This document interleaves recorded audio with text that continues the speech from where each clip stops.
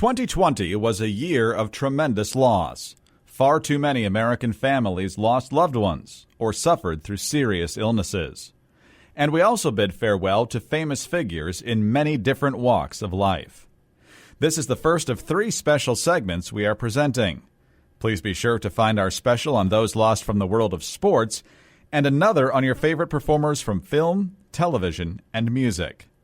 But in this special, we look back on the deaths of men and women in politics, business, media, and those who dreamed biggest of all. Some famous Americans don't fit neatly into the usual categories, but they also provide us with immense inspiration.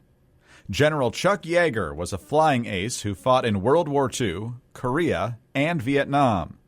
In 1947, he made history as the first pilot to fly faster than the speed of sound. The incomparable Chuck Yeager was 97. Al Worden is among just 24 Americans to take part in a mission to the moon. Worden served as the command module pilot for Apollo 15. He died in March at the age of 88. Katherine Johnson's job was to make sure the complex math was right in getting man into space and safely home again. Her calculations were key to the historic John Glenn mission to orbit the Earth and the Apollo 11 mission to the moon. Made famous from the film Hidden Figures, Katherine Johnson died in February at the age of 101. People ask me, when would you be satisfied with the number of women on the court? When there were 9. For most of the country's history, they were all white men. After 27 years on the U.S. Supreme Court and a very lengthy battle with cancer, Justice Ruth Bader Ginsburg died in September. Ginsburg was perhaps the most reliable liberal on the court after years as an appellate court judge and an attorney for the ACLU. Later an unlikely pop culture icon of the left, Ruth Bader Ginsburg was 87. Those who have said be patient and wait, we must say that we cannot be patient. We do not want our freedom gradually, but we want to be free now. The civil rights generation of the 1950s and 60s worked tirelessly to make sure our founding principles extended to all Americans. One of the fearless young leaders of that era was John Lewis. He was one of the early Freedom Riders, a speaker at the famous March on Washington, and a man who put his body on the line in Selma, Alabama, and elsewhere. Later a Georgia congressman, John Lewis died in July. He was 80. Another legend in the House of Representatives was Sam Johnson of Texas. A veteran of both the Korean and Vietnam Wars, Johnson was shot down, held prisoner for years, and tortured at the hands of the communist North Vietnamese. Later a very successful businessman, Johnson was elected to Congress as a Republican in 1990, and on many issues of national security was often considered the conscience of the House GOP. Sam Johnson was 89. We ought to have a debate about national health care and how we solve the problems in health care in this country.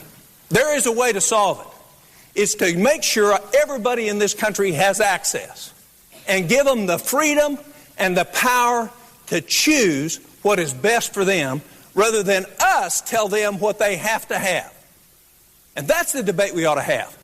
Tom Coburn was perfectly happy as an OBGYN until he saw an unresponsive government wasting way too much money. Coburn was elected to 3 terms in the House as part of the 1994 Republican Revolution. In 2004, he was elected to the Senate, where he served another 10 years and became known for exposing government waste and fighting against bigger roles for government in health care policy.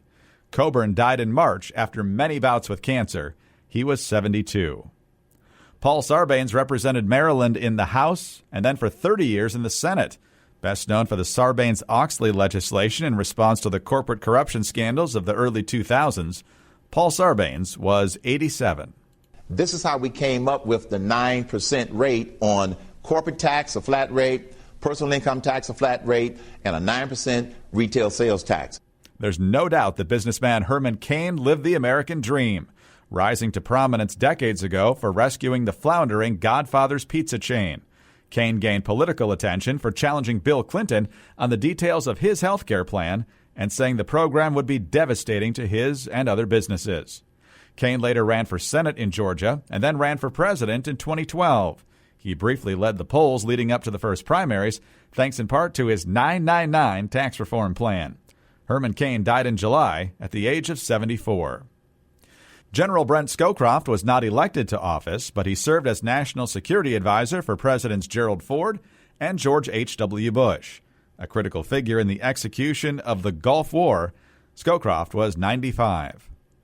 In 1989, David Dinkins was the first, and so far only, black mayor of New York City. However, his administration failed to tackle the exploding crime problem, and Dinkins was defeated by Rudy Giuliani in his bid for re-election after 4 years in office. David Dinkins was 93. While Dinkins governed from the left, economist and professor Walter Williams spent his career explaining how liberal policies were hurting black Americans and not helping them. Williams was one of the most revered thinkers among the academic and political right. He died unexpectedly in December at the age of 84.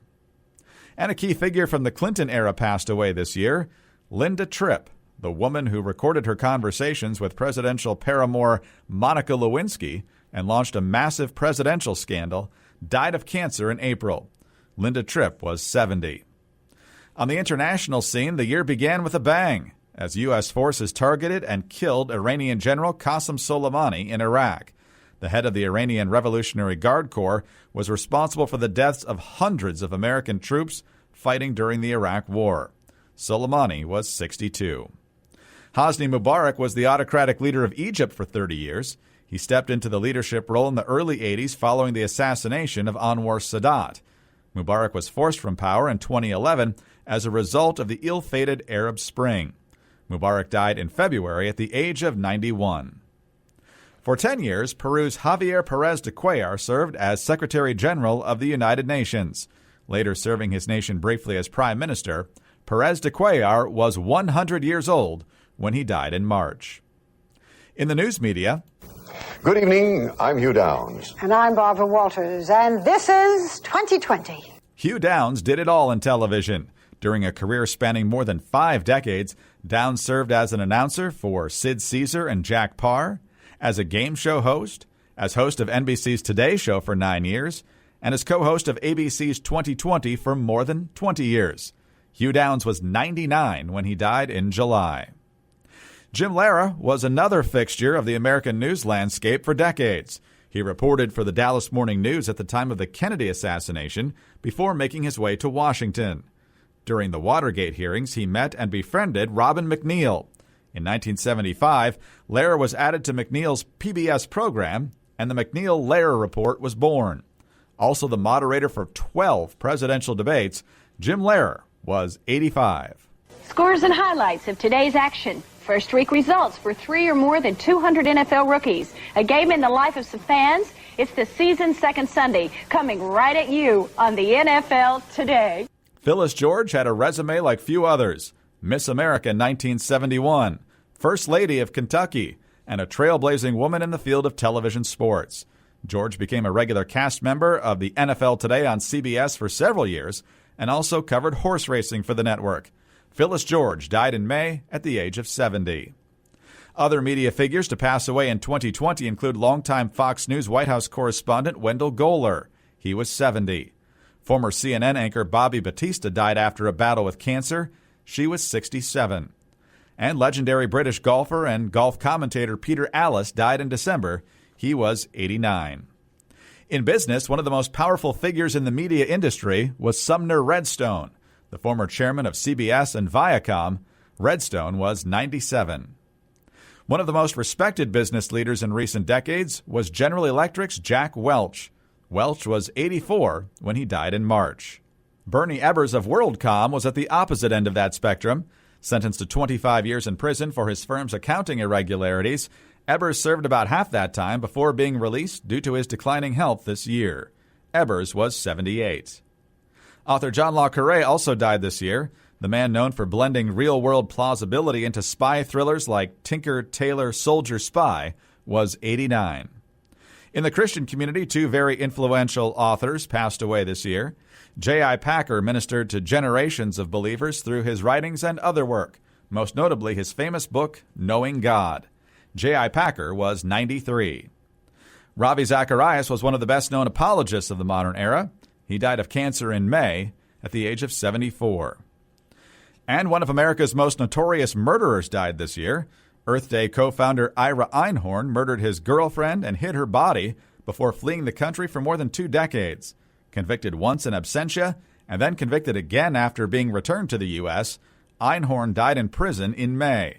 The so-called unicorn killer was 79. That's a look at some of the most famous figures who left us in 2020.